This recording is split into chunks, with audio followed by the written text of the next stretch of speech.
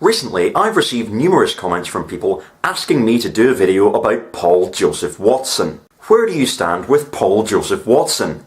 Perhaps on his neck?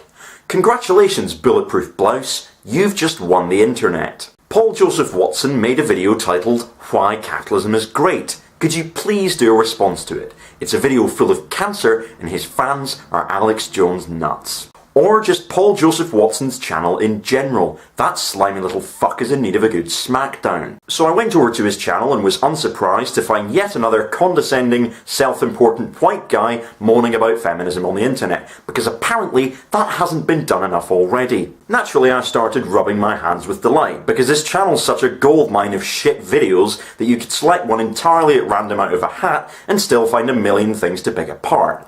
If you have any cherished personal belongings in your proximity, I suggest you put them out of harm's way, because today, Paul's going to tell us why capitalism is great. This past weekend, hundreds of thousands of people utilised one of capitalism's greatest achievements, the smartphone. Yep, that's 7 seconds in and you've already made an error. Well done.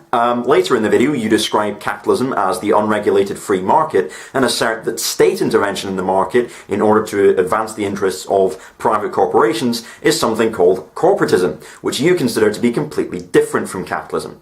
I'll explain later why this distinction you make is completely meaningless in the real world, but for the time being, suffice it to say that the smartphone was developed as a result of just such state intervention. Not only did Apple receive $500,000 as a government grant in its early stages, but also the internet, GPS, touchscreen displays and even voice activation systems were developed through the US Defense Advanced Research Projects Agency, a government-funded body which develops technology for use by the military. By your own logic, then, the smartphone would therefore be an example of corporatism, not the glorious free market that you're trying to defend here. So, bit of a shaky start, but never mind, let's move on. To send the hashtag #ResistCapitalism trending worldwide on Twitter. Here's a sample of their idiocy. The bourgeois and their racist, sexist capitalism must be purged. Cis white males will be the first against the wall. #ResistCapitalism. A bit hyperbolic admittedly, but it's a bit careless not to ask why these people are angry in the first place. If I were a black trans woman and my experience of cis white men largely consisted of being patronised to by people like you, I would be angry as well. We have enough tech innovation and resources for everyone globally to work 4 hours a week and pursue life, art, hobbies. #ResistCapitalism.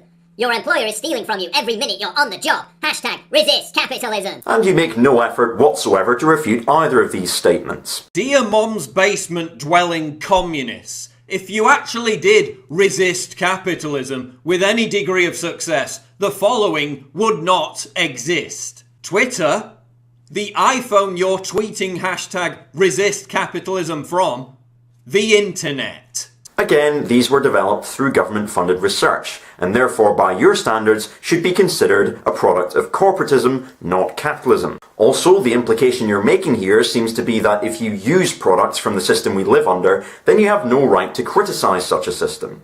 There's this undertone of, oh, you're a socialist, but you buy stuff. What's that all about? How does that work, lol? This kind of lazy thinking is on a level with that of Tory MP and writer of garbage chicklet Louise Mensch. They tweet about it regularly on their iPhones, perhaps in between getting cafe lattes and housing themselves in some very fancy tents. But they are against capitalism, except for the lattes. So if they buy coffee, their opinions are worthless. We can't escape the fact that right now we live in a capitalist system. It surrounds us. All of the things that we need to live have a price tag on them, and therefore we must participate in the capitalist system on some level in order to survive. Saying that people are wrong to criticise capitalism when they use products from capitalism ignores the fact that they don't really have a meaningful choice. It's like saying to a serf, how can you be against feudalism if you still eat potatoes? Here's the truth about capitalism. It's the single greatest force in history to alleviate suffering, bring billions of people out of poverty, and create healthier, more prosperous societies and higher living standards for all. Let's ignore the fact that the 67 richest people in the world have the same amount of wealth as the 3.5 billion poorest people in the world. Let's ignore the fact that in countries where they can get away with it, multinational corporations regularly assassinate trade union leaders who try to organise for better wages. Socialists don't even know what capitalism is. They confuse capitalism with corporatism.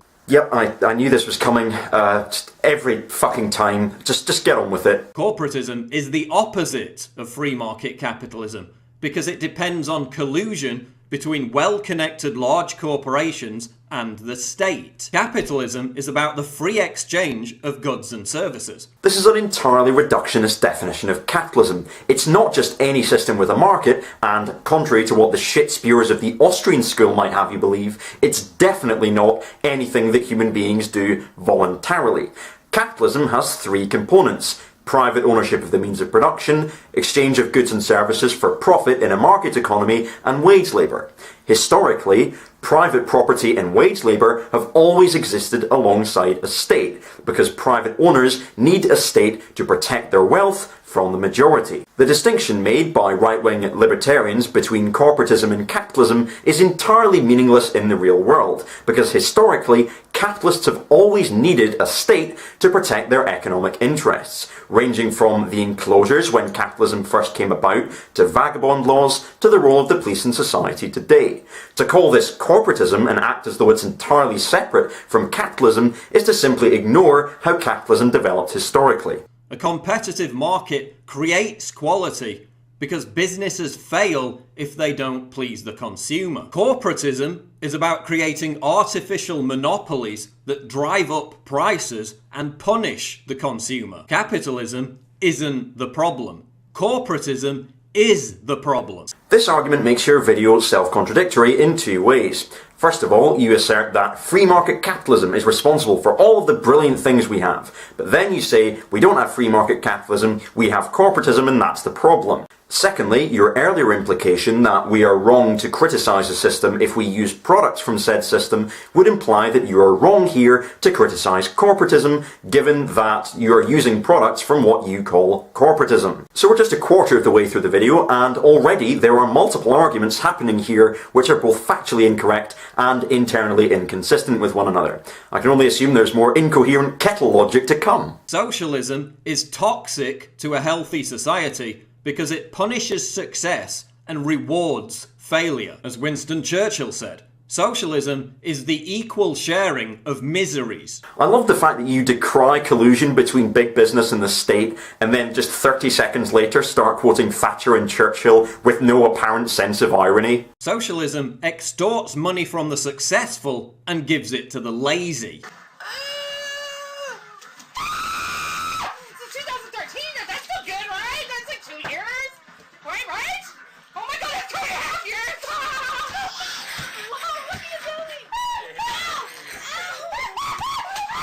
Okay, so first of all, you haven't given the viewers any information about this person's economic or medical circumstances. And why should you? You have no authority to talk about either of these things. Are we meant to assume that they must just be lazy just because they're fat? For all we know, they might be reacting in such an excited manner out of relief because they don't have any other means of economic support. For all we know, they might have a medical condition which means they have to stay at home. If we don't know these things, then it's wrong for us to simply make our assumptions without knowing the full story. The irony here is that you're just parroting scrounger narratives about the so-called deserving and undeserving poor that are used to demonise people on welfare, a simple divide and rule strategy promoted by the corporate state through the mainstream capitalist media.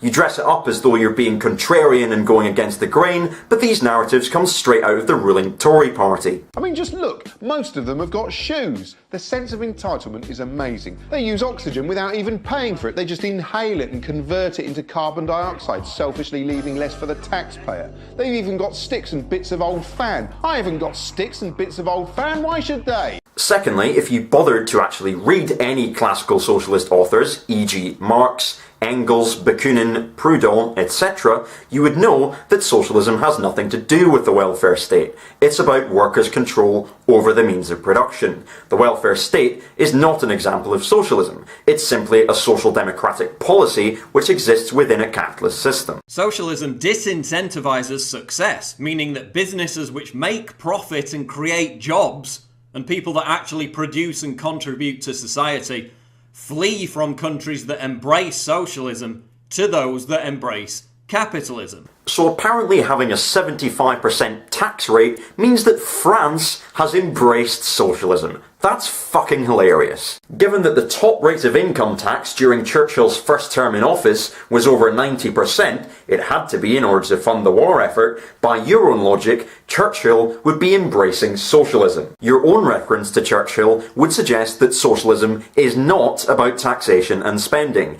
and yet you're basing all of your arguments against socialism on the idea that socialism is about taxation and spending. But it's not. It's about workers' control over the means of production. That's something that you would be aware of had you actually bothered to read a single socialist author before making such a horrendously incoherent and poorly researched video. We'd all be a lot wealthier and happier if it wasn't for governments, socialists and corporatists trying to curtail free market capitalism. In Bad Samaritans, development economist Ha-Joon Chang uses multiple historical examples to lay waste to the assertion that the Western world owes its wealth to free market policies. It's a myth. If you bothered to read up properly on the subject, instead of trotting out whatever crap you hear coming out of the Cato Institute, you would know this. Look at the capitalist miracle in China. You know, the term market fundamentalist exists because you people really do talk like proselytizing hyper-religious fanatics.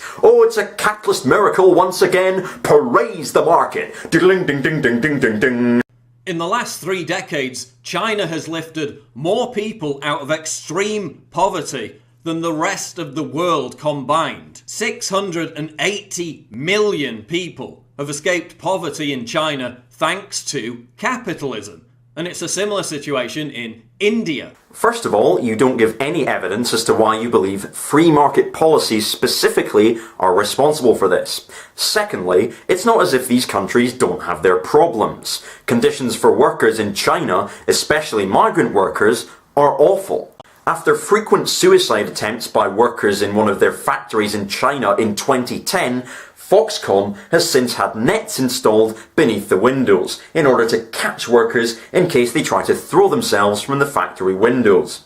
People are made to work more than 60 hours a week in horrendous conditions for a tuppence. By all means, everything is not fine and dandy. Finally, given the authoritarian nature of the political system in China, this would easily qualify as an example of corporatism by your own standards, and thus wouldn't be supportive of your argument. Look at the standard of living in countries that reject capitalism. Venezuela has the largest proven oil reserves in the world, yet its socialist government struggles to even provide its people with milk, flour and toilet paper. But this is a society in which the functions of capital have not been abolished. They've simply been undertaken by the state instead.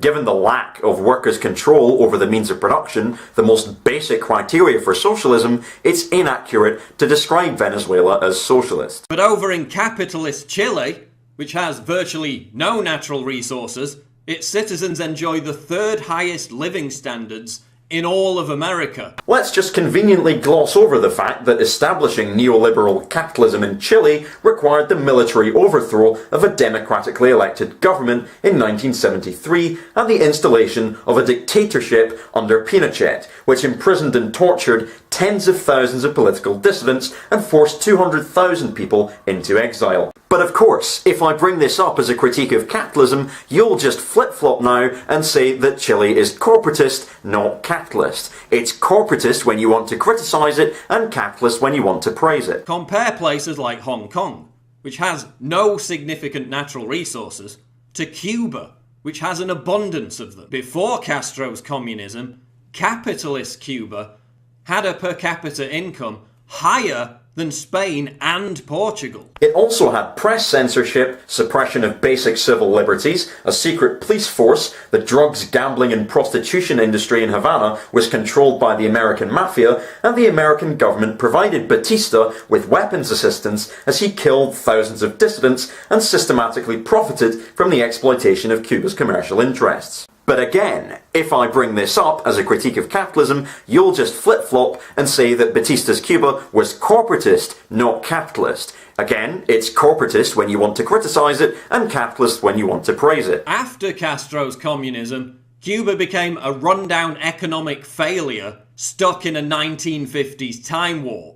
Given that Cuba lacks workers' control over the means of production, and given that the functions of capital have not been abolished in Cuba, they've simply been undertaken by the state instead, it's fundamentally inaccurate to describe Cuba as being communist. State capitalist would be a much more accurate term. If you knew anything about socialism or communism, you would know that Cuba is not socialist or communist in any accurate sense of the term. Like Cuba, Hong Kong was under an embargo from its nearest superpower, China.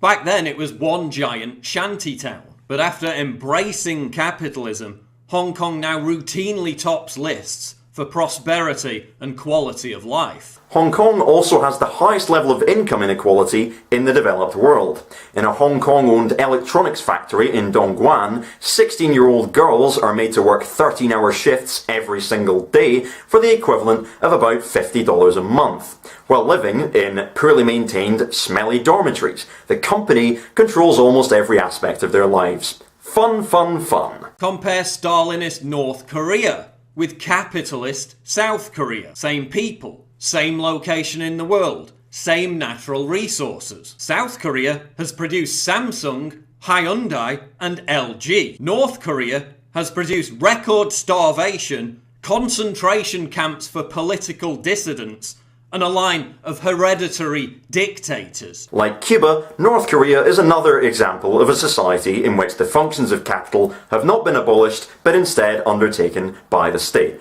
As such, it's not communist in any real sense of the term. As for South Korea, in 23 Things They Didn't Tell You About Capitalism, Ha Jun-chang draws attention to the fact that South Korea's economic growth was not brought about as a result of free market policies, but rather state-funded public investment programs. So if we're going by your definitions, not that they make sense, South Korea's growth would be a result of corporatism and not capitalism, which would refute your own argument. Anti-capitalists point to Sweden as an example of a country that embraced socialism and prospered.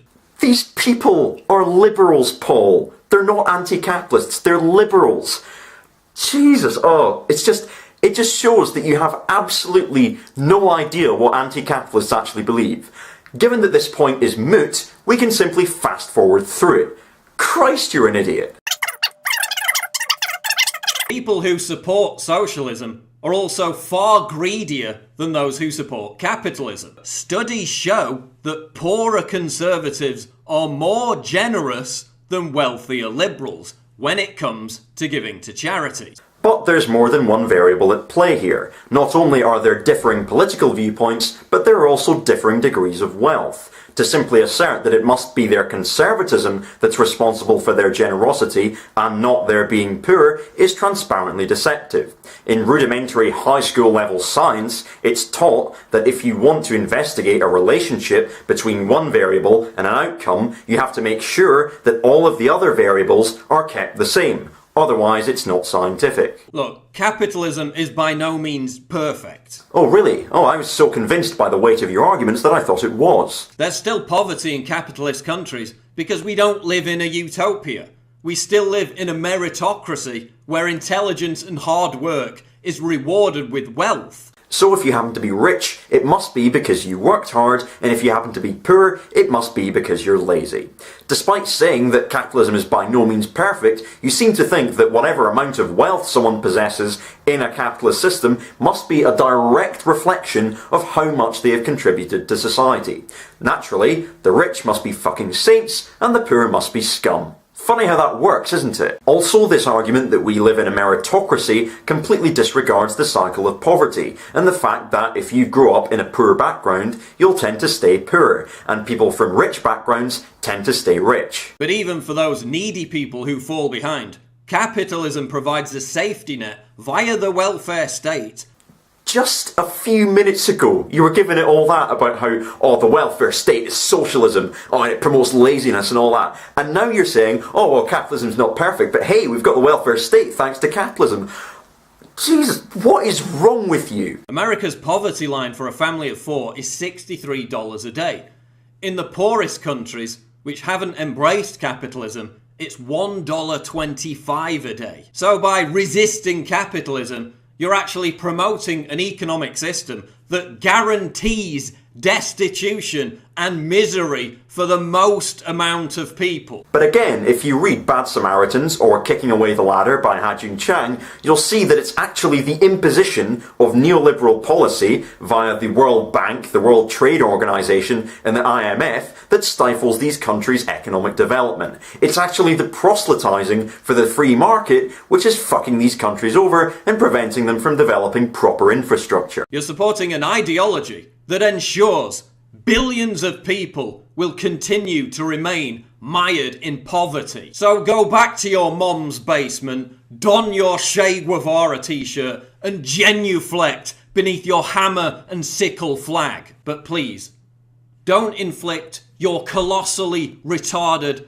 hashtag on the rest of us, because you've got no idea what the hell you're talking about.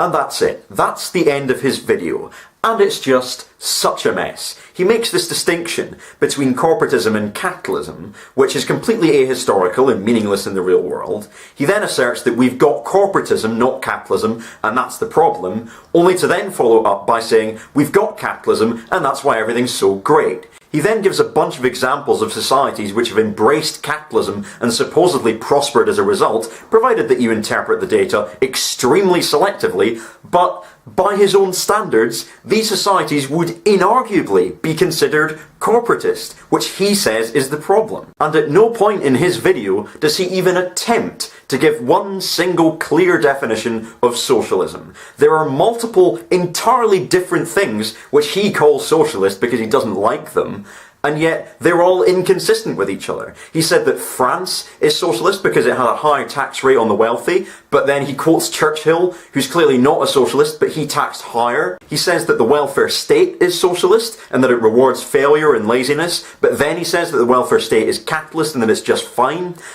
Later on, he says that Cuba and North Korea, that's what socialism is, but then he says that anti-capitalists support the Swedish model, but they're not anti-capitalists, they're liberals. But of course, if you actually read any of the relevant socialist authors, like Proudhon, Marx, Engels, Bakunin, Kropotkin, etc., you'll see that it has nothing to do with the welfare state. It has nothing to do with taxing and spending, and it has nothing to do with the state undertaking the same functions as the capitalist system. It's about workers' control over the means of production. And this is something which he never addresses in his video, presumably because he has no fucking idea what it means. This video is just an orgy of inconsistent, contradictory arguments and poorly researched drivel. I mean, if he had any sense of intellectual honesty, he would make an apology video correcting the hilarious litany of errors that he's just inflicted upon the unsuspecting masses. But that'll never happen, because here's what makes his video so truly painful to watch. It's the fact that his intense stupidity is juxtaposed with extreme confidence and bravado. It's the fact that each and every baseless, self-refuting assertion is delivered as though it's fucking gospel, and you must be crazy to believe otherwise. Oh, you don't support capitalism? How dare you? You must be fucking colossally retarded. Go back to your mum's basement, etc. The Dunning-Kruger effect posits that the more knowledge you gain, the more aware you become of your own ignorance. Paul Joseph Watson is a classic example of the converse, in which people who know nothing act as if they know everything. This has been Libertarian Socialist Rants with another anarchist commentary. And if any cherished personal belongings have been damaged, Don't say I didn't warn you.